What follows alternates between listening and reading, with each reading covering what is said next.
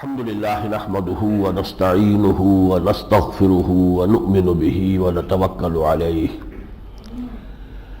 ونعوذ بالله من شرور أنفسنا ومن سيئات أعمالنا من يهده الله فلا مضل له ومن يضلله فلا هادي له ونشهد أن لا إله إلا الله وحده لا شريك له ونشهد أن سيدنا ومولانا محمدا عبده ورسوله أرسله بالهدى ودين الحق ليظهره على الدين كله وكفى بالله شهيدا فصلى الله عليه وعلى آله وأصحابه وسلم تسليما كثيرا كثيرا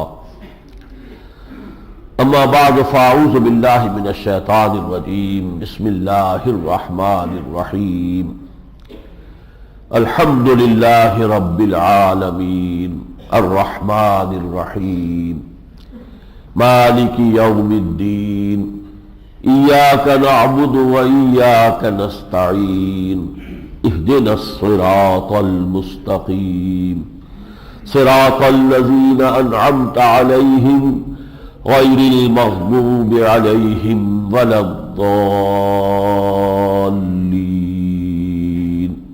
آمین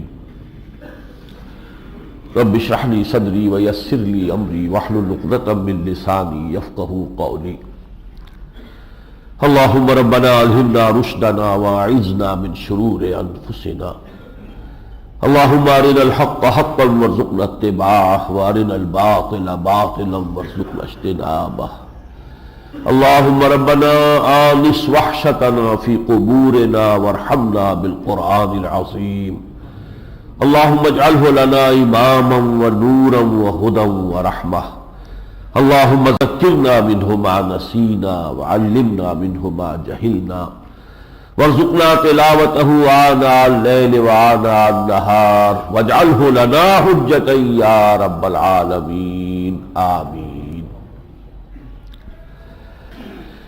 قرآن حکیم کا آغاز سورہ فاتحہ سے ہوتا ہے اور اسی معنی میں اس سورت کا نام ہے فاتحہ۔ فتح یفتح کہتے ہیں کھولنا، کھولنے والی شے فاتحہ، دی اوپننگ سورہ آف دی قرآن، جس سے کہ قرآن کھلتا ہے، قرآن کا آغاز ہوتا ہے۔ یہ چھوٹی سی صورت ہے جو یہ گروپ جو میں نے کل عرض کیا تھا کہ مکی اور مدنی صورتوں کا جو پہلا گروپ ہے اس میں جو مکی صورت ہے وہ صرف ایک چھوٹی سی صورت ہے سورہ فاتحہ، اور پھر 4 نہایت طویل مدنی صورتیں ہیں، سورہ بقرہ، سورہ آل عمران، سورہ نساء، سورہ مائدہ۔ لیکن یہ اپنی جگہ پر چھوٹی سی ہونے کے باوجود اس کی شان جو بیان ہوئی ہے خود قرآن مجید میں سورہ حجر کی ایک آیت میں وَلَقَدْ آتَيْنَاكَ سَبْعًا مِنَ الْمَثَانِي وَالْقُرْآنَ الْعَظِيمِ، اور اس کے بارے میں تقریباً اجماع ہے مفسرین کا کہ اس آیت سے مراد جو ہے وہ یہی سورہ فاتحہ ہے۔ اے محمد ہم نے آپ کو 7 عطا کی ہے دہرائی جانے والیاں، کیونکہ یہ 7 آیات ہیں کہ جو ہر نماز کی رکعت کے اندر ہر رکعت میں دہرائی جاتی ہے۔ یہ گویا کہ مسلمان کا وظیفہ ہے۔ ہم خواہ کوئی دوسرے قسم کے وظائف کی تلاش میں رہتے ہیں، وظیفہ تو یہ ہے جو اللہ نے ہمیں عطا کیا ہے، جو روزانہ آپ سمجھیے کہ ایک مسلمان جو نماز کا پابند ہے کم سے کم 25-30 مرتبہ تو اس سورہ مبارکہ کو وہ پڑھتا ہے پورے ہر روز۔ اس حوالے سے وَلَقَدْ آتَيْنَاكَ سَبْعًا مِنَ الْمَثَانِي وَالْقُرْآنَ الْعَظِيمِ، یہ قرآن عظیم ہے، اپنی جگہ پر مکمل قرآن ہے، اسی لیے اس کا نام ام القرآن بھی ہے، اساس القرآن بھی ہے۔ یہ اس اعتبار سے اس کے بے شمار نام ہیں۔ یہ سورہ کافیہ بھی ہے، شافیہ بھی ہے۔ بہرحال اس کی شان اور اس کی جو قدر و منزلت ہے اس کے بیان کا اس وقت موقع نہیں ہے۔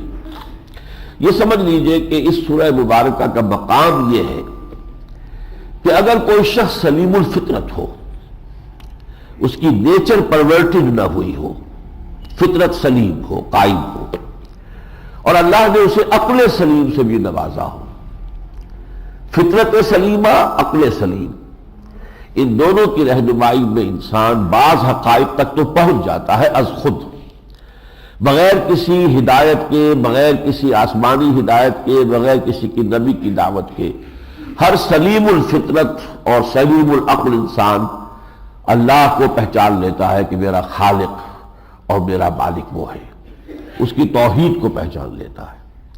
یہ بھی جان لیتا ہے کہ وہ حساب کتاب بھی لے گا، جواب طلبی بھی کرے گا، اس کی اکاؤنٹیبلٹی بھی ہوگی۔ پھر یہ بھی کہ صحیح راستہ یہ ہے کہ اللہ ہی کی بندگی کی جائے، اسی کی اطاعت کی جائے، اسی کے بتائے ہوئے راستے پر چلا جائے۔ یہ ہر سلیم الفطرت انسان اس مقام تک تو خود آ جاتا ہے۔ آگے پھر اسے ہاتھ جوڑ کر اللہ سے سوال کرنا ہوتا ہے کہ پروردگار میں تیری ہی بندگی کرنا چاہتا ہوں، لیکن کیا کروں کیا نہ کروں، اس کا فیصلہ میری عقل نہیں کر سکتی۔ اس کے لیے مجھے ہدایت کی طلب ہے کہ تو مجھے بتائے کہ مجھے کیا کرنا ہے اور کیا نہیں کرنا، کدھر جانا ہے اور کدھر نہیں جانا ہے۔ گویا کہ اس مقام پر سمجھیے کہ ایک سلیم الفطرت اور سلیم العقل انسان یہاں پہنچ کر اب اللہ سے ہدایت کی درخواست کر رہا ہے، اور اس ہدایت کی درخواست کے جواب میں اب قرآن نازل ہو رہا ہے کہ یہ ہے ہدایت۔ الف لام میم ذالک الکتاب لا ریب فیہ ھدی للمتقین، یہ ہدایت ہے کہ جو ہم نے نازل کر دی ہے۔ اس کو ایک اور طریقے سے سمجھیے کہ تقریباً 2/3 قرآن نازل ہو چکا تھا جبکہ سورہ بقرہ نازل ہو رہی ہے، اور اس 2/3 قرآن کے ذریعے سے ایمان کے بنیادی حقائق تو واضح ہو چکے تھے، لیکن ابھی شریعت کی تفصیلات نہیں رہی تھی، اور چونکہ شریعت کی تفصیلات مدنی صورتوں میں آ رہی ہے، سورہ بقرہ، سورہ آل عمران، سورہ نساء، سورہ مائدہ، تو گویا کہ ان کے سے پہلے اس سورہ مبارکہ کا یہاں رکھ دیا جانا، یہ گویا کہ مکی اور مدنی قرآن کے مابین ایک فصل بنتا ہے۔ اس سورہ مبارکہ کی 7 آیتیں ہیں۔ ہماری نماز کا یہ جزو لازم ہے۔ اس کو 2 حصوں میں تقسیم کیا، ایک حدیث قدسی میں خود اللہ تعالیٰ نے، یہ حضرت ابو ہریرہ سے مروی ہے، یہ حدیث قدسی اور صحیح مسلم میں موجود ہے۔ اللہ تعالیٰ فرماتا ہے قسمت الصلاۃ بینی و بین عبدی نصفین، میں نے نماز کو، صلاۃ کو، یعنی اس سورہ مبارکہ کو، یہی الصلاۃ ہے در حقیقت، اور یہ ہماری نماز کا جزو لازم ہے۔ لا صلاۃ لمن لم یقرأ بفاتحۃ الکتاب، جو اس کی تلاوت نہیں کرتا، اس کی قرات نہیں کرتا، اس کی کوئی نماز ہی نہیں ہے۔ تو اللہ فرماتا کہ میں نے اسے اپنے اور اپنے بندے کے مابین 2 برابر حصوں میں تقسیم کر لیا ہے۔ فنصفہ لی، اس سورت کا نصف میرے لیے ہے، ونصفہ لعبدی، اور اس کا نصف آخر جو ہے وہ میرے بندے کے لیے ہے، ولعبدی ما سأل، اور میرے بندے کے لیے ہے، میں نے اسے عطا کیا جو اس نے مانگا۔ اس کی پھر تشریح کی ہے محمد رسول اللہ صلی اللہ علیہ وسلم نے، وہ میں بعد میں عرض کروں گا، پہلے اس کا رواں ترجمہ کر لیجئے، تفصیل میں جانے کا موقع نہیں ہے۔ ایک لفظ میں جو بھی امکانات ہیں میں ان سب کو دہراتا چلا جاؤں گا۔ الحمدللہ رب العالمین، کل شکر، کل ثنا، کل تعریف اس اللہ کے لیے ہے جو تمام جہانوں کا پروردگار ہے، آقا ہے، مالک ہے۔ الرحمن الرحیم، رحمان ہے کہ اس کی رحمت ٹھاٹھے مارتے ہوئے سمندر کے مانند ہے، اور رحیم ہے کہ اس کی رحمت میں دوام ہے، تسلسل ہے۔ مالک یوم الدین، وہ جزا و سزا کے دن کا مالک اور مختار مطلق ہے۔ وہ دن جب کہ فیصلے ہوں گے کہ کون کامیاب ہوا، کون ناکام، ذالک یوم التغابن، وہ ہے ہار اور جیت کے فیصلے کا دن۔ اس دن کا مختار مطلق، لمن الملک اليوم للہ الواحد القہار مالک یوم الدین۔ اب یہ 3 آیتیں جو ہے نوٹ کیجئے، اس میں اللہ کی ثنا ہے، حمد ہے، تمجید ہے۔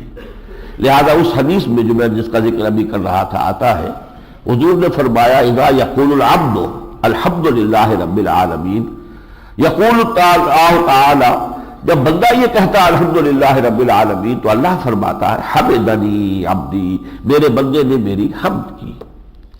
وَإِذَا يَقُولُ الرَّحْمَنُ الرَّحِيمُ، یقول اللہ، جب بندہ کہتا ہے الرحمن الرحیم، اللہ کہتا ہے اثنى علیہ عبدی، میرے بندے نے میری ثنا کی۔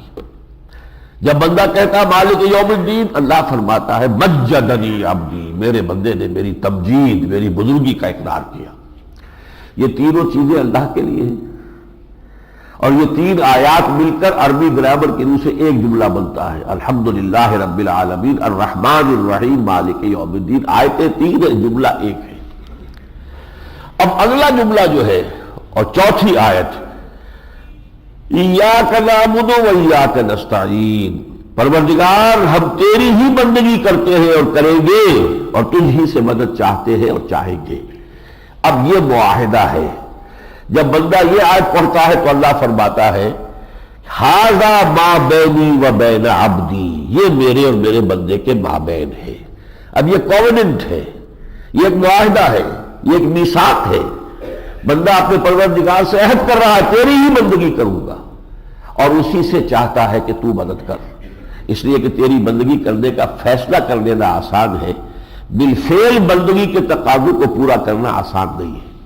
جو می گویم مسلمانم میں لرزم کہ دانم مشکلات لا الہ رہا، لہذا میرا سہارا اگر ہے تو صرف یہ کہ تو خود مدد فرمائے۔ اس کو فرمایا کہ یہ میرے اور میرے بندے کے مابین ہے۔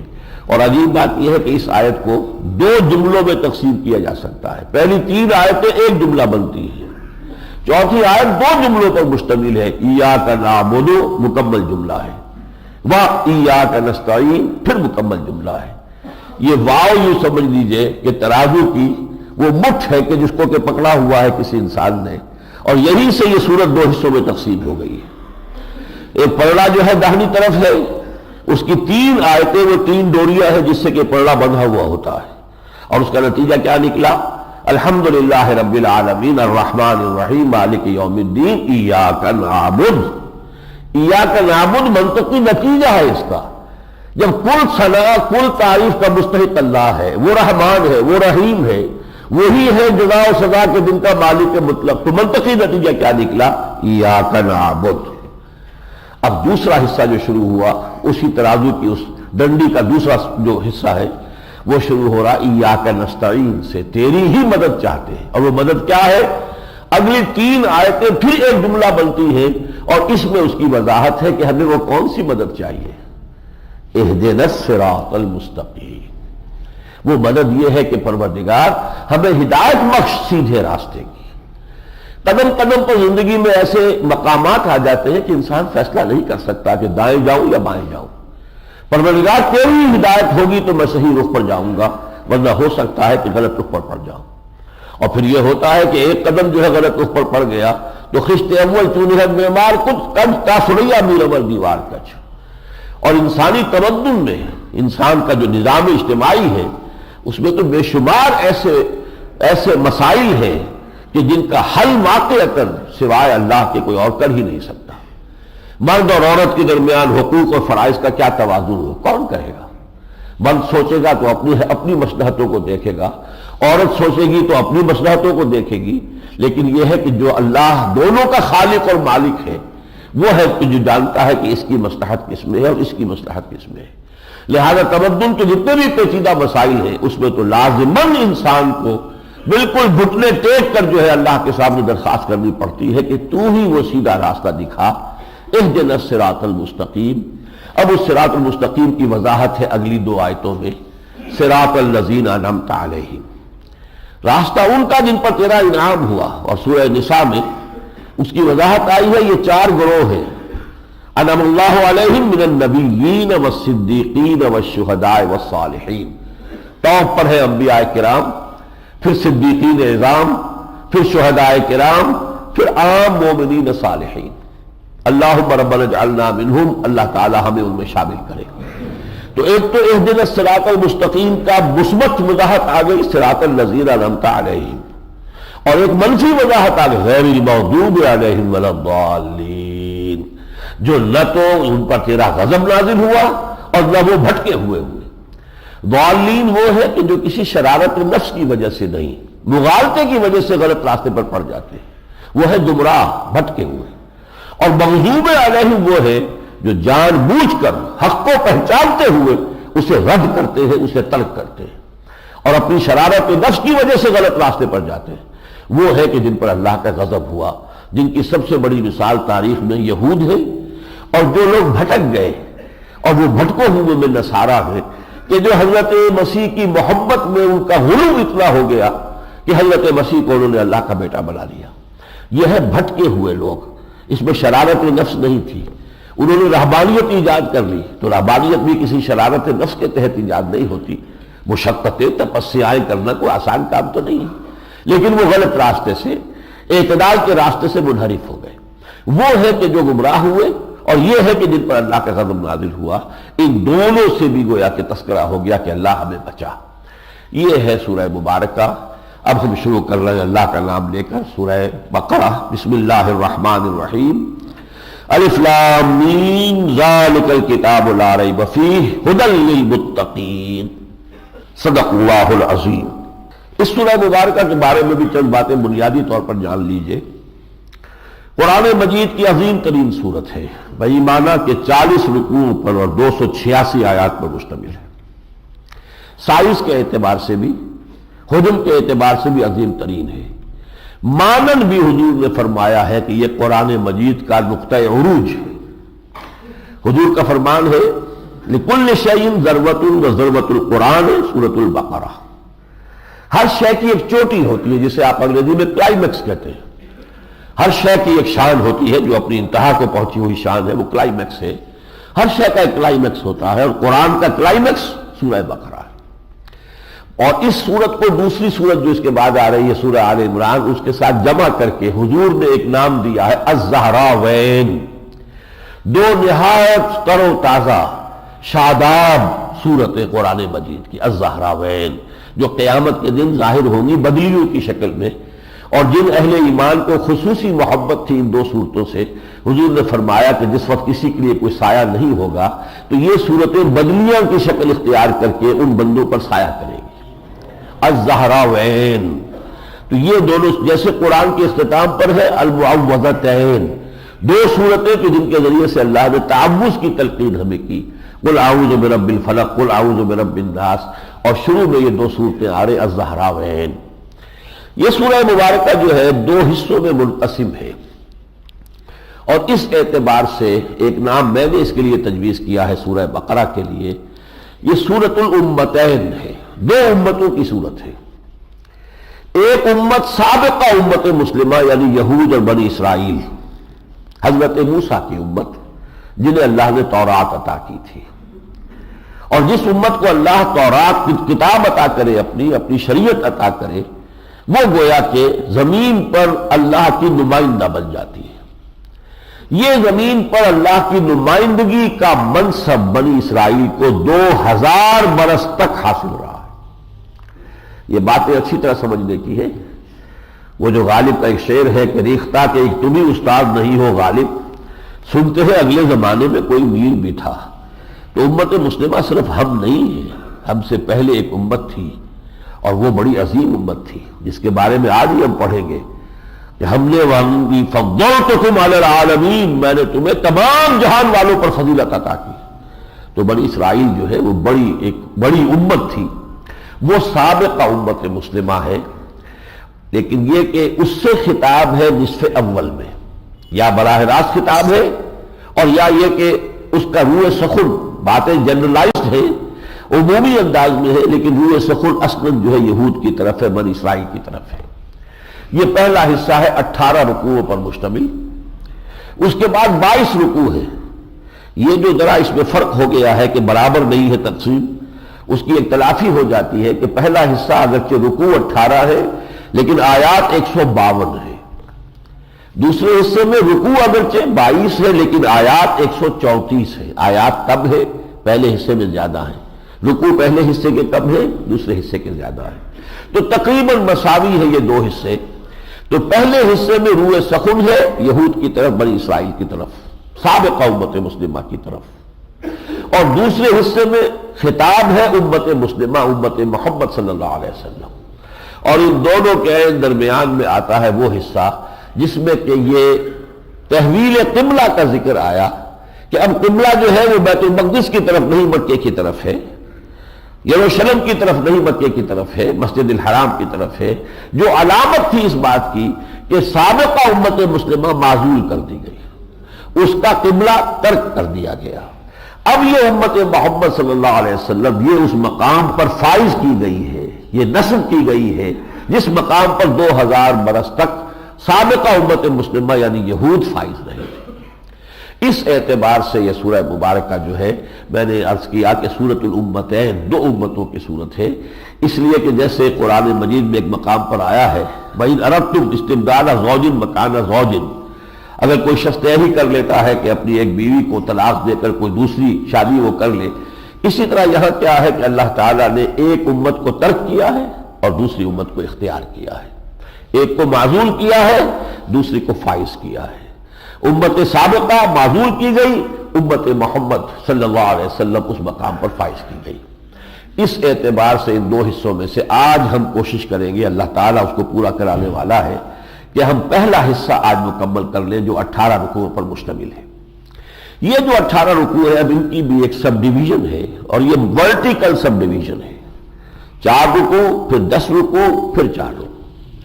پہلے 4 رکوع انتہائی جامع ہے قرآن مجید میں، اور یوں سمجھیے کہ پورے مکی قرآن کا خلاصہ ان میں آ گیا ہے، اس لیے کہ 2/3 قرآن مکی ہے، 1/3 مدنی ہے۔ تو جب سورہ بقرہ نازل ہوئی تو 2/3 قرآن پہلے نازل ہو چکا تھا، اگرچہ وہ صف میں پہلے یہ آ رہی ہے، لیکن ترتیب نزولی میں تو قرآن مجید کی وہ صورتیں جو ہے کہ جو مکی ہیں وہ پہلے تھی، یہاں پر ان کا خلاصہ رکھ دیا گیا۔ اس کے بعد خطاب شروع ہو جاتا ہے براہ راست بنی اسرائیل سے، وہ 10 رکوع ہے مسلسل، ان میں بھی ایک تقسیم ہے جو بعد میں بتاؤں گا، اور پھر 4 رکوع آتے ہیں جو تحویل، امامت کی بھی تحویل ہے اور قبلے کی بھی تحویل ہے۔ اب جو امام ہے وہ امت سابقہ نہیں بلکہ امت مسلمہ، امت محمد ہے صلی اللہ علیہ وسلم۔ اس جو پہلے 4 رکوع ہیں ان میں سے پہلے 2 رکوع میں 3 قسم کے انسانوں کی تشریح بیان کی گئی۔ الف لام میم ذالک الکتاب لا ریب فیہ ھدی للمتقین، یہ کتاب کن لوگوں کے لیے ہدایت ہے، یا کن لوگوں نے اس سے اصل ہدایت اخذ کی ہے، ان کے اوصاف کیا ہیں؟ ان کے اوصاف کیا ہیں؟ الذین یؤمنون بالغیب، وہ غیب پر ایمان اور یقین رکھتے ہیں، ویقیمون الصلاۃ، نماز قائم کرتے ہیں، وَمِمَّا رَزَقْنَاهُمْ يُنْفِقُونَ، جو کچھ ہم نے انہیں دیا ہے اس میں سے خرچ کرتے ہیں، وَالَّذِينَ يُؤْمِنُونَ بِمَا أُنزِلَ إِلَيْكَ وَمَا أُنزِلَ مِن قَبْلِكَ، اور اے نبی وہ لوگ جو ایمان رکھتے ہیں اس پر بھی کہ جو آپ پر نازل کیا جا رہا ہے، اور اس پر بھی کہ جو آپ سے پہلے نازل کیا گیا تھا، تورات اور انجیل پر بھی ہمارا ایمان ہے۔ وَبِالْآخِرَةِ هُمْ يُوقِنُونَ، اور آخرت پر وہ یقین رکھتے ہیں۔ یہ لفظ خاص طور پر نوٹ کرنے کا ہے، یقین، اس لیے کہ انسان کے کردار پر جو شے اثر انداز ہوتی ہے وہ ایمان بالآخرہ ہے۔ آخرت کا یقین ہے تو عمل درست ہوگا، اور یقین نہیں ہے عمل درست نہیں ہوگا، لہذا یہاں اس کے لیے لفظ ایمان سے آگے بڑھ کر لفظ یقین استعمال کیا گیا۔ اس کے بعد فرمایا اولئک علی ھدی من ربہم، ان صفات کے حامل لوگ ہیں کہ جو اپنے رب کی جانب سے ہدایت پر فائز ہیں۔ یہاں آپ کے دل سے دعا نکلنی چاہیے، اور جب بھی آپ سنیں یہ الفاظ تو یہ دعا کیجئے، اللہم ربنا اجعلنا منہم، اے اللہ ہمیں بھی اس زمرے میں شریک فرما دے، ہمیں ان کے ساتھ شامل فرما دے۔ وَأُولَٰئِكَ هُمُ الْمُفْلِحُونَ، اور یہی ہے وہ لوگ جو آخری کامیابی سے ہمکنار ہونے والے ہیں۔ یہ ایک قسم کے لوگ ہو گئے۔ دوسری قسم کے لوگ ان الذین کفروا سواء علیہم انذرتہم ام لم تنذرہم لا یؤمنون، جن لوگوں نے کفر کیا، مراد خاص وہ لوگ کہ جو 2/3 قرآن سننے کے باوجود ایمان نہیں لائے۔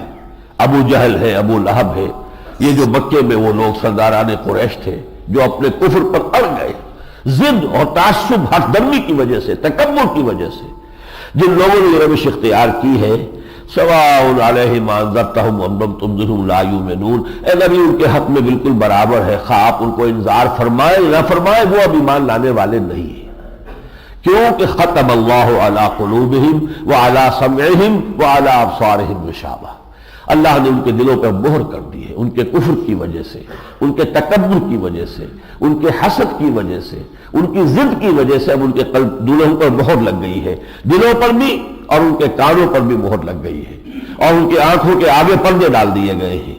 وعلی ابصارہم غشاوہ ولہم عذاب عظیم، ان کے لیے دردناک عذاب ہے، بہت بڑا عذاب ہے۔ اس آیت کو سننے کے بعد کہیے الحمدللہ الذی لم یجعلنا منہم، ہم چونکہ مسلمان ہیں، اللہ نے ہمیں مسلمانوں کے گھروں میں پیدا کیا ہے، ہم ان کے زمرے میں سے نہیں ہیں، تو کل حمد اور شکر اس اللہ کا ہے جس نے ہمیں ان میں سے نہیں بنایا، ہمیں ان سے ہٹا کر امت مسلمہ میں پیدا فرما دیا، یا اگر کوئی نو مسلم ہے تو اس نے ہمیں توفیق دے دی کہ ہم نے اسلام کو اختیار کر لیا۔ اس کے بعد آ رہا ہے تیسرا گروہ، بین وَمِنَ النَّاسِ مَن يَقُولُ آمَنَّا بِاللَّهِ وَبِالْيَوْمِ الْآخِرِ وَمَا هُم بِمُؤْمِنِينَ۔ کچھ لوگ ایسے بھی ہیں جو کہتے تو ہیں کہ ہم اللہ پر اور یوم آخر پر ایمان رکھتے ہیں، حقیقت میں ایمان نہیں رکھتے ہیں۔ اب یہ کون لوگ ہیں؟ اچھی طرح سمجھ لیجئے کہ اس وقت کے معاشرے میں دو طبقات ایسے موجود تھے جن پر کہ یہ آیات منطبق ہوتی ہیں۔ ایک تھے یہود کے علماء، وہ کہتے تھے ہم بھی مومن ہیں، اللہ کو مانتے ہیں، یوم آخر کو مانتے ہیں، صرف محمد کو نہیں مانا تو کیا ہو گیا؟ جب ہم نے اللہ کو مان لیا، آخرت کو مان لیا تو ہم بھی مومن ہیں، ہمیں بھی ماننا چاہیے، تمہیں تسلیم کرنا چاہیے کہ ہم مومن ہیں۔ اور دوسرے منافقین تھے کہ جو زبان سے کہتے تھے کہ ہم ایمان رکھتے ہیں لیکن ان کے دل جو ہے ایمان سے خالی تھے۔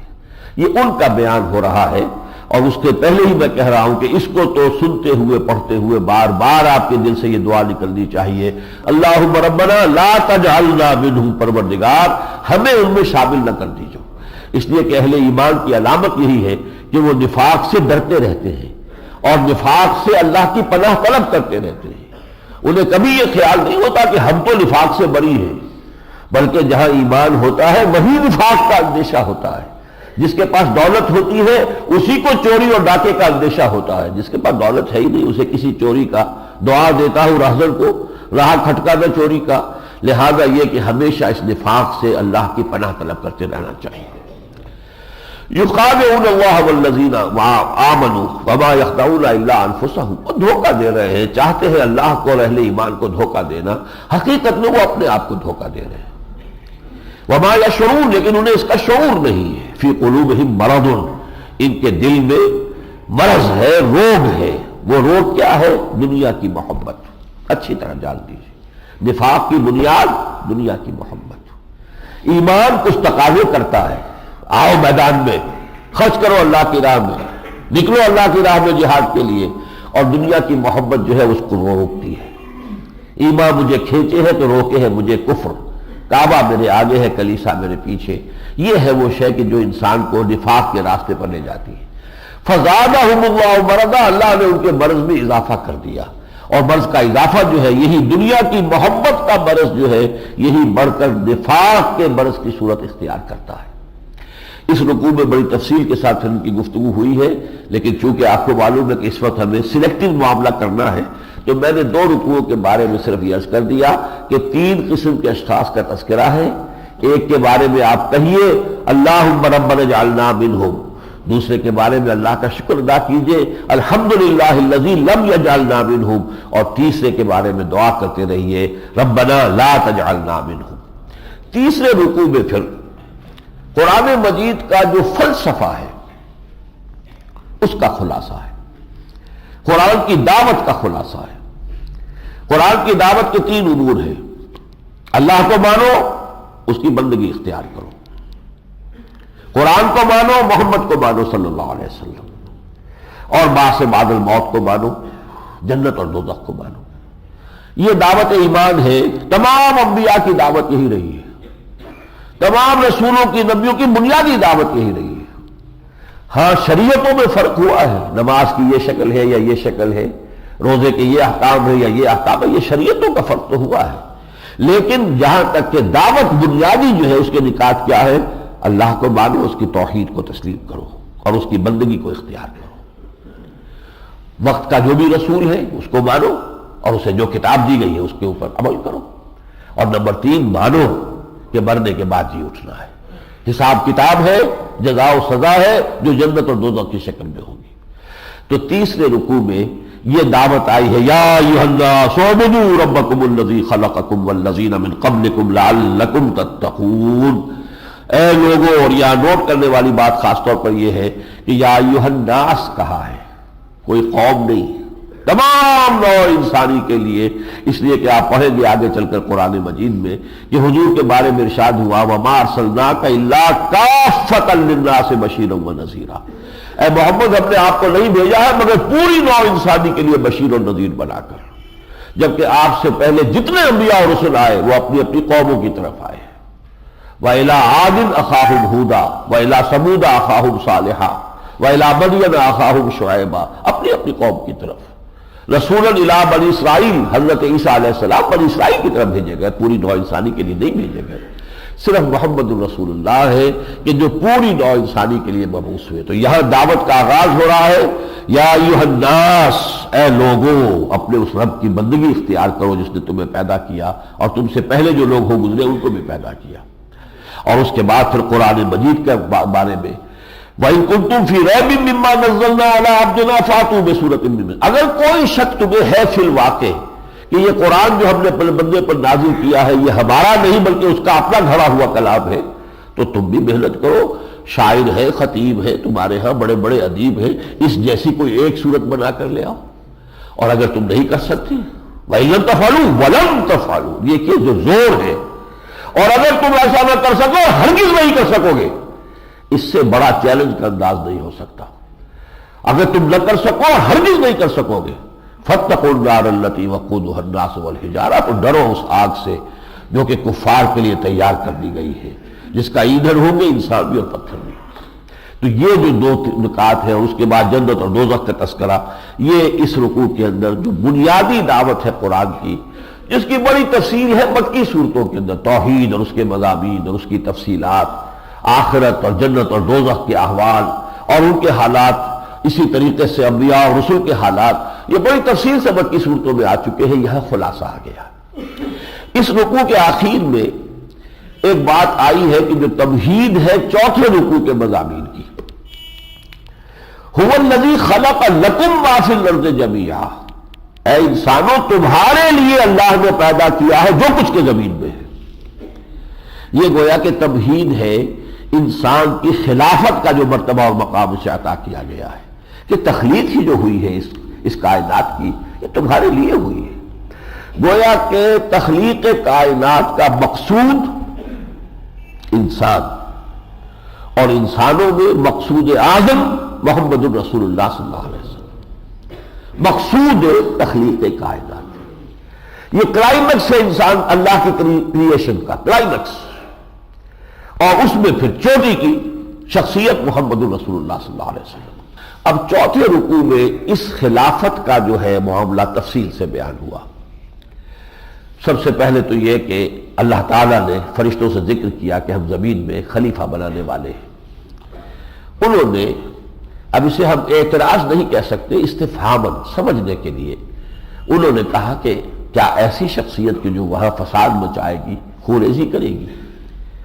وَإِذْ قَالَ رَبُّكَ لِلْمَلَائِكَةِ إِنِّي جَاعِلٌ فِي الْأَرْضِ خَلِيفَةً قَالُوا أَتَجْعَلُ فِيهَا مَن يُفْسِدُ فِيهَا وَيَسْفِكُ الدِّمَاءَ وَنَحْنُ نُسَبِّحُ بِحَمْدِكَ وَنُقَدِّسُ لَكَ، ہم تسبیح و تقدیس تو ہم کر رہے ہیں، ہمیں کچھ سمجھ نہیں آ رہا کہ ضرورت کیا ہے، انسان کی تخلیق کی اور انسان کو خلافت کا منصب دینے کی ضرورت کیا ہے۔ بہرحال ان معاملات کے اندر اچھی طرح سمجھ لیجئے کہ یہ اشکال جو بھی انہیں پیش آیا تھا اس کی وجوہات کیا تھی۔ ایک تو کچھ مفسرین کا خیال ہے کہ انسان کی تخلیق سے پہلے جنات آباد تھے اس زمین میں، اور انہوں نے یہاں فساد اور خونریزی برپا کی تھی، تو انہوں نے انہی پر قیاس کرتے ہوئے یہ سوچا کہ اب پھر ایک اور مخلوق ہوگی اور اسے کچھ اختیار بھی دیا جائے گا، اس لیے کہ جب خلافت دی جائے گی تو اختیار بھی ہوگا، لہذا یہ کہ فساد ہوگا اور خونریزی ہوگی۔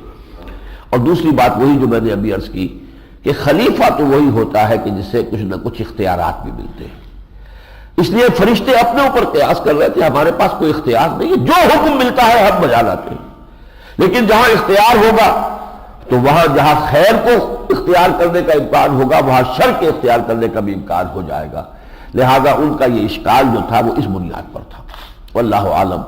لیکن اللہ تعالیٰ نے ان کے اس اشکال کو رفع کیا اس سے کہ علم آدم الاسماء کلھا، آدم کو تمام اسماء کا علم عطا کر دیا۔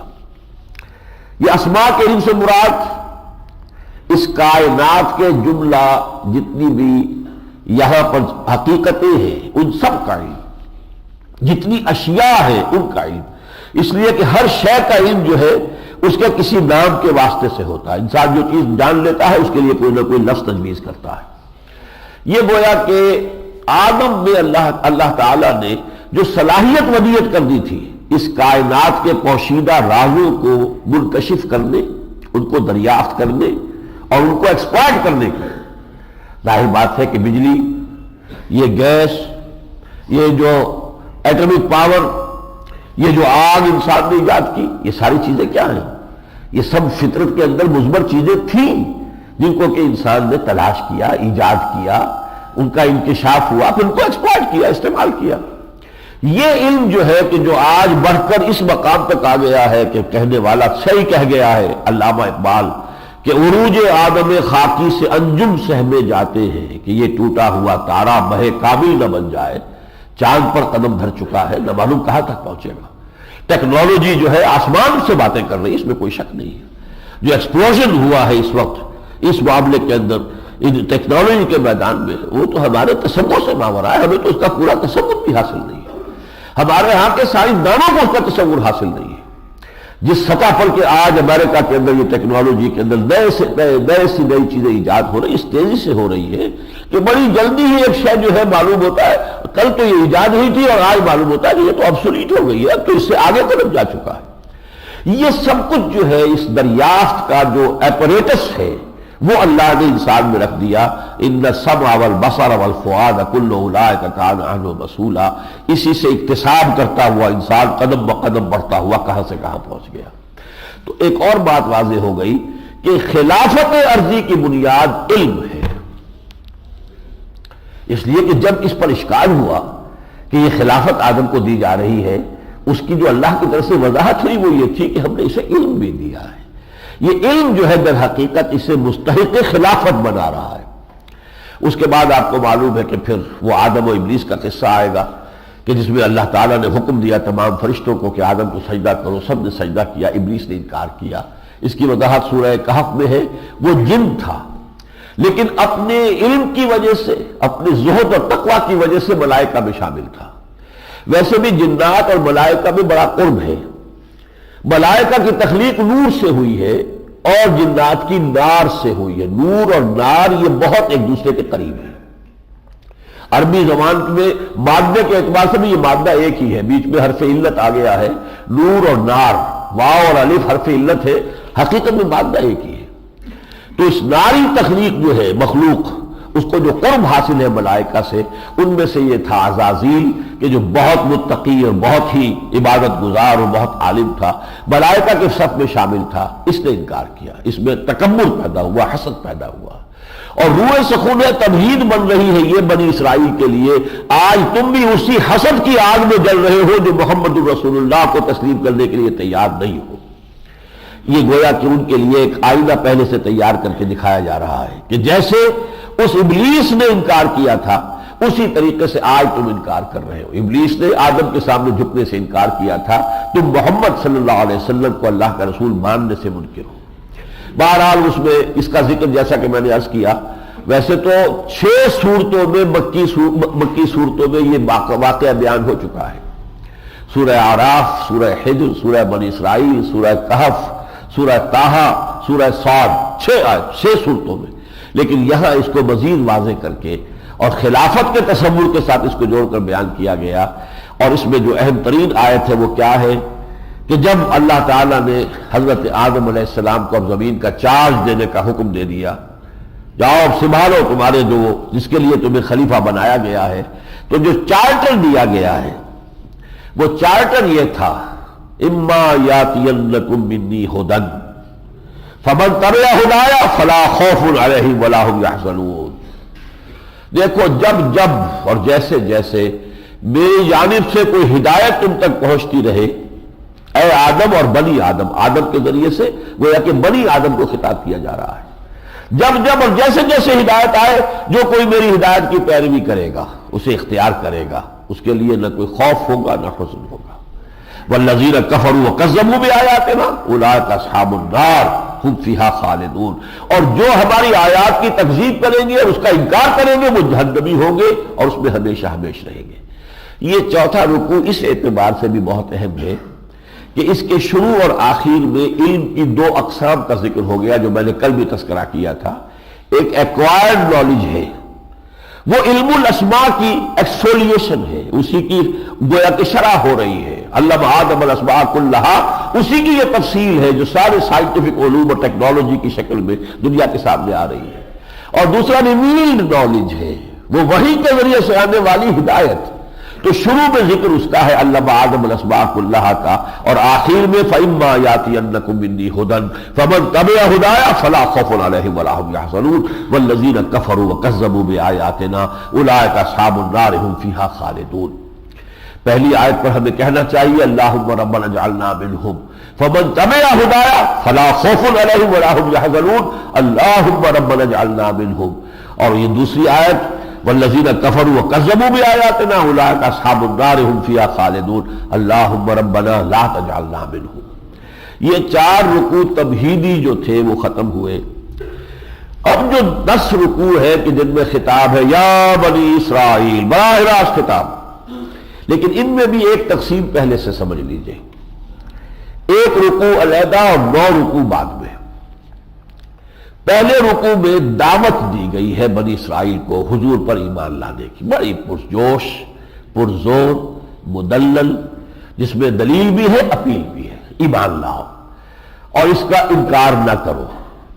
لیکن اس کے بعد سے چھٹے رکوع سے پھر ان کے اوپر ایک قرارداد فرد جرم جو ہے وہ عائد ہونی شروع ہوئی ہے، تم نے یہ کیا اور یہ کیا اور یہ کیا اور یہ کیا، ہمارے یہ احسانات تم پر ہوئے لیکن تم نے اس طرح احسان فراموشی کی، ناشکری کی، نتیجتاً اب تم یہاں سے معزول ہو رہے ہو اور اس مقام پر ہم اس نئی امت کو فائز کر رہے ہیں جو ہمارے نبی محمد صلی اللہ علیہ وسلم پر ایمان لا کر وجود میں آ رہی ہے۔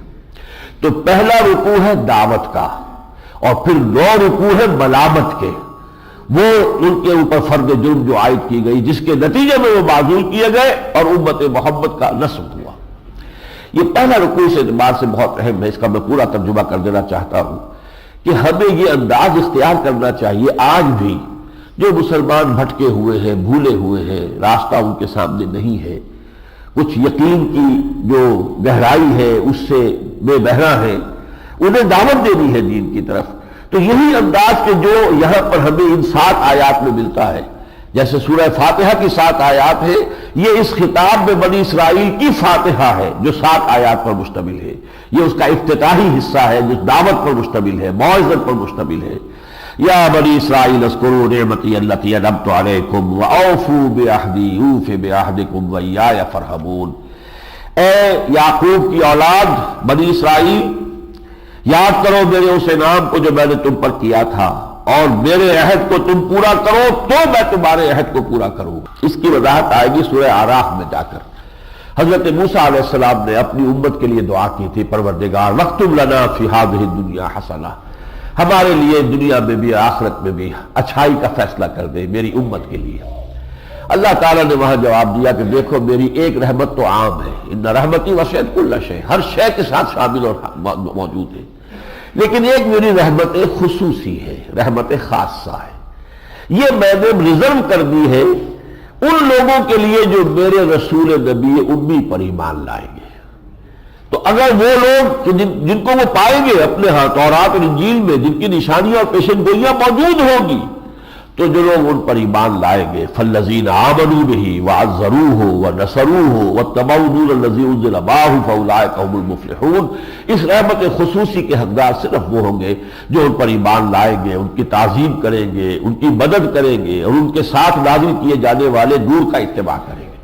اس کی طرف اشارہ اوفوا بعہدی اوف بعہدکم وایای فارہبون، اور دیکھو مجھ سے ڈرو، وآمنوا بما انزلت مصدقا لما معکم، اور ایمان لاؤ اس پر جو میں نے نازل کیا ہے، تصدیق کرتے ہوئے آیا ہے اس کی جو تمہارے پاس ہے۔ تورات کی تصدیق کر رہا ہے قرآن، کہ تورات بھی اللہ کی کتاب تھی۔ ولا تکونوا اول کافر بہ، اور تم سب سے پہلے کفر کرنے والے نہ بن جاؤ، تم اس کے اندر اس کے انکار اور کفر میں، اس کو رد کرنے میں دوسروں سے بھی آگے سبقت نہ لے جاؤ۔ وَلَا تَشْتَرُوا بِآيَاتِي ثَمَنًا قَلِيلًا، اور میری آیات کو فروخت نہ کر دو حقیر سی قیمت. یہ دنیا اور اس کی لذتیں اور اس کی جو بھی یہاں پہ کسی کو منصب حاصل ہو گیا ہو، مقام اور مرتبہ، اور کوئی اقتدار کی حیثیت میں ہو، ان تمام چیزوں کو کی بنا پر میری ان آیات کو رد نہ کرو، میری ان آیات کو فروخت نہ کرو اس حقیر سی قیمت کے بس. وَإِيَّايَ فَاتَّقُونَ، اور میرا ہی تقوی اختیار کرو. وَلَا تَلْبِسُوا الْحَقَّ بِالْبَاطِلِ، حق کے اوپر باطل کا ملمہ مت چڑھاؤ. وَتَكْتُمُوا الْحَقَّ، اور حق کو مت چھپاؤ. وَأَنْتُمْ تَعْلَمُونَ، جانتے بوجھتے. اس لیے کہ قرآن بار بار کہتا ہے کہ خاص طور پر جو علماء یہود تھے وہ حضور کو ایسے پہچانتے تھے جیسے اپنی اولاد کو پہچانتے تھے. یعرفونہ کما یعرفون ابناءہم، اس کے باوجود جان بوجھ کر انہوں نے حضور کا انکار کیا. وَأَقِیمُوا الصَّلَاةَ وَآتُوا الزَّکَاةَ وَارْکَعُوا مَعَ الرَّاکِعِینَ، نماز قائم کرو، زکوٰۃ ادا کرو، اور جو میری جناب میں جھک رہے ہیں ان کے ساتھ تم بھی جھک جاؤ. تم دیکھ رہے ہو مدینے میں تم آباد ہو، میرے بندے میرے سامنے جھکتے ہیں، رکوع و سجود کرتے ہیں. تمہاری غیرت جو ہے میرے لیے اگر کوئی غیرت تمہارے اندر ہے تمہیں بھی ان کے ساتھ شامل ہو کر جھکنا چاہیے. أَتَأْمُرُونَ النَّاسَ بِالْبِرِّ وَتَنْسَوْنَ أَنفُسَكُمْ وَأَنْتُمْ تَتْلُونَ الْكِتَابَ، کیا تم لوگوں کو نیکی کا حکم دیتے ہو اور اپنے آپ کو بھول جاتے ہو؟ وہ تو سمجھتے تھے ہم دیندار ہیں، ہم علماء ہیں یہود کے، ہم تورات کے عالم ہیں اور تعلیمات کی ساری فقہ ہمیں معلوم ہے، تو ہم تو لوگوں کو نصیحت کریں گے، واعظ کریں گے، سکھائیں گے. تم اپنے آپ کو بھول رہے ہو. أَتَأْمُرُونَ النَّاسَ بِالْبِرِّ وَتَنْسَوْنَ أَنفُسَكُمْ وَأَنْتُمْ تَتْلُونَ الْكِتَابَ، برا حال ہے کہ تم کتاب پڑھ رہے ہو. افلا تعقلون، تو کیا تم عقل سے کام نہیں لیتے. وَاسْتَعِینُوا بِالصَّبْرِ وَالصَّلَاةِ، اور مدد حاصل کرو صبر سے اور نماز سے. وَإِنَّهَا لَكَبِیرَةٌ إِلَّا عَلَى الْخَاشِعِینَ، یہ نماز بہت بھاری ہے، بہت ثقیل ہے، مگر ان پر جن کے دل میں ہمارے لیے خشوع ہے، ہمارا خوف ہے، جن کے دل جھکے ہوئے ہیں ہماری یاد میں، ان کے لیے نماز جو ہے بھاری نہیں. ورنہ واقعہ یہ کہ نماز کی پابندی کرنا کوئی آسان کام نہیں. وَإِنَّهَا لَكَبِيرَةٌ إِلَّا عَلَى الْخَاشِعِينَ الَّذِينَ يَظُنُّونَ أَنَّهُمْ مُلَاقُو رَبِّهِمْ وَأَنَّهُمْ إِلَيْهِ رَاجِعُونَ، جنہیں یہ یقین ہے کہ وہ ہم سے ملاقات کریں گے اور ہماری ہی طرف انہیں لوٹ کر آنا ہے. یہ 7 آیات ہیں دعوت کی، اپیل کی، ایمان لانے کی. اور اس کو اس لیے جاننا ضروری ہے کہ جو اس کے بعد کا حصہ آ رہا ہے یہ 2 بریکٹوں کے درمیان آئے گا. 2 آیتیں جو آئے گی اگلے 6 رکوع کی، اس سے بریکٹ شروع ہو رہی ہے، اور 15ویں رکوع کے آغاز میں پھر 2 آیتیں آتی ہیں بالکل وہی جس سے بریکٹ بند ہو رہی ہے. اور ان کے درمیان ہے ایک قرارداد، فرض قرارداد جرم ہے، فرض جرم ہے جو عائد کی گئی ہے بنی اسرائیل پر. تو اس کو اچھی طرح سمجھ لینا چاہیے کہ یہ 7 آیات دعوت کی ہے، اور یہ ہے اس بریکٹ کے باہر. اور بریکٹ کے اندر جو کچھ ہے وہ ملامت ہے، ان کے جرائم کی فہرست ہے. اور اس میں گویا کہ بریکٹ کے اندر کی ہر شے جو ہے ضرب کھاتی ہے بریکٹ کے باہر کی جو قدر ہے اس سے. گویا کہ دعوت جو ہے وہ تو اس کے اندر اس کے رگ و پے میں سرایت کیے ہوئے موجود ہے. اس میں دیکھیے پہلی 2 آیتیں کون سی ہے؟ یا بنی اسرائیل اذکروا نعمتی التی انعمت علیکم، اے یعقوب کی اولاد، اے بنی اسرائیل یاد کرو میرے اس انعام کو جو تم پر ہوا. وانی فضلتکم علی العالمین، اور دیکھو میں نے تمہیں تمام جہان والوں پر فضیلت دی تھی. اس امت کا یہ مقام و مرتبہ رہا ایک وقت میں، غور کرنے کی ضرورت ہے. 1400 برس تک نبوت کا تاج نہیں ٹوٹا. 1400 قبل مسیح میں یہ 2 نبی موجود تھے، حضرت موسیٰ، حضرت ہارون علیہ السلام. یہاں سے اس امت کی تاریخ شروع ہوتی ہے. تورات دی گئی اور کتاب دینے کے بعد ہی امت بنتی ہے. اس سے پہلے وہ ایک خاندان تھے، ایک نسل تھے، حضرت یعقوب کی اولاد، اس کے قبیلے تھے، لیکن اس کی امت کی حیثیت بنی ہے کب جب تورات دی گئی 1400 قبل مسیح میں. اور 2 رسول موجود ہیں، حضرت موسیٰ، حضرت ہارون. اس کے بعد پورے 1400 برس تک نبوت کا تاج ٹوٹا ہی نہیں. کلما ہلک نبی خلفہ نبی، ایک حدیث میں حضور نے فرمایا جیسے ہی کوئی نبی فوت ہوتا تھا کوئی دوسرا نبی اس کا جانشین ہو جاتا. یہاں تک کہ پھر وہ 2 رسولوں پر آ کر وہ چین ختم ہوئی، حضرت مسیح اور حضرت یحییٰ کنٹمپریریز ہیں. جان دی بیپٹسٹ اینڈ جیسس آف نازارتھ، یہ بھی دونوں کے دونوں 2 سے شروع ہو کر 2 پر ختم، اور درمیان میں کوئی لمحہ نہیں آیا جبکہ کوئی نبی موجود نہیں تھا. اس امت کی یہ فضیلت ہے.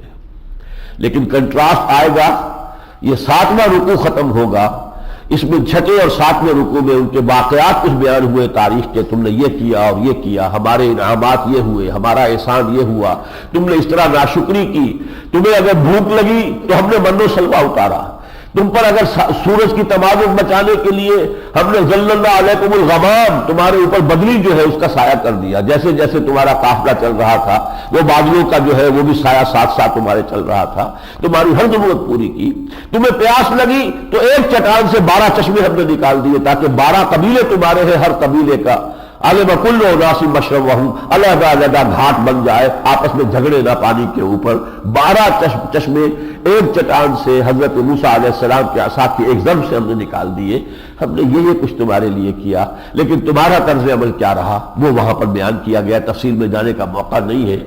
تو پہلی آیت یا بنی اسرائیل اذکروا نعمتی التي انعمت علیکم وانی فضلتکم علی العالمین واتقوا یوما لا تجزی نفس عن نفس شیئا، ڈرو اس دن سے جو بہرحال آ کر رہے گا، یعنی یوم قیامت، لا تجزی نفس عن نفس شیئا، جس دن کوئی انسان، کوئی جان کسی دوسرے جان کو کوئی فائدہ نہیں پہنچا سکے گی، ولا یقبل منہا شفاعۃ، نہ ہی کسی کی جانب سے کوئی سفارش اور شفاعت قبول ہوگی، ولا یؤخذ منہا عدل، نہ ہی کوئی ذرے جو تاوان ہوتا ہے، نہ تم سے کوئی فدیہ یا ذرے تاوان قبول کیا جائے گا، ولا هم ینصرون، نہ کوئی مدد کی جائے گی۔ یہ قیامت کے بارے میں بڑی دل دہلا دینے والی آیت ہے جو یہاں بھی آئی ہے، 15ویں پارے میں پھر آئے گی۔ ڈرو اس دن سے، کوئی کسی کے کام نہیں آ سکے گا، کوئی سفارش اور کوئی شفاعت مفید نہیں ہوگی، کوئی دے دلا کر چھوٹنا ممکن نہیں ہوگا۔ اس کے بعد جیسا کہ میں نے عرض کیا، ان 2 رکوعوں میں وہ واقعات آئے ہیں، وہ جب آپ سنیں گے تو اکثر و بیشتر یہ چیزیں جو ہے بار بار کی پڑھی سنی ہوئی ہے آپ کے ذہن میں آ جائیں گی، لیکن اس پر جو 7واں رکوع ختم ہو رہا ہے وہ ہے کہ جو سائملٹینیس کنٹراسٹ کو واضح کر رہا ہے، وہی امت جو اس مقام پر تھی کہ انی فضلتکم علی العالمین، پھر وہ اس مقام تک گر گئی، وَضُرِبَتْ عَلَيْهِمُ الذِّلَّةُ وَالْمَسْكَنَةُ وَبَاءُوا بِغَضَبٍ مِّنَ اللَّهِ، ان پہ ذلت اور مسکنت، ذلت اور مسکنت، مسکنت کہتے ہیں کم ہمتی،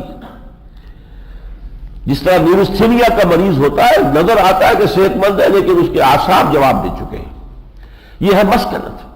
ضربت علیہم الذلۃ والمسکنہ وباؤوا بغضب من اللہ، اور وہ اللہ تعالیٰ کے غضب میں وہ گر گئے، وہ پھرے لے کر اللہ کا غضب۔ ذالک بانہم کانوا یکفرون بآیات اللہ، اور یہ اس لیے ہوا کہ وہ اللہ کی آیات کا کفر کرتے رہے، انکار کرتے رہے۔ وَيَقْتُلُونَ النَّبِيِّينَ بِغَيْرِ الْحَقِّ، یہاں تک کہ ناہنجاری انہوں نے کی ہے کہ اللہ کے نبیوں کو ناحق قتل کیا ہے، حضرت یحییٰ کو قتل کیا ہے، حضرت زکریا کو قتل کیا ہے۔ یہ لوگ جو ہے اپنی سرکشی میں اور اپنے تمرد میں اور اپنی جو ہے فسق و فجور میں اس طرح آگے گئے۔ ذالک بما عصوا وکانوا یعتدون، اور اس انجام تک وہ اس لیے پہنچے کہ انہوں نے عصیان، نافرمانی کی روش اختیار کی اور حد اعتدال سے یا شریعت کے حدود سے تجاوز کی روش اختیار کی، لہذا وہی قوم جو اس منصب پر فائز تھی وانی فضلتکم علی العالمین، وہ اب اس پاتال میں جا گری۔ ضربت علیہم الذلۃ والمسکنۃ وباؤوا بغضب من اللہ، یہ بات میں نے کیوں اس لیے بیان کی ہے جو نوٹ کر لیجئے، بالکل یہ معاملہ آج امت مسلمہ کا ہے، وہ امت مسلمہ جسے خیر امت بھی کہا گیا سورہ آل عمران میں، کنتم خیر امت اخرجت للناس، اب اس کی جگہ ہم نے لے لی تھی۔ اور وَكَذَلِكَ جَعَلْنَاكُمْ أُمَّةً وَسَطًا لِتَكُونُوا شُهَدَاءَ عَلَى النَّاسِ وَيَكُونَ الرَّسُولُ عَلَيْكُمْ شَهِيدًا، لیکن اپنی بے اعمالی بلکہ بد اعمالی کی وجہ سے آج ہم کہاں پہنچے ہوئے ہیں؟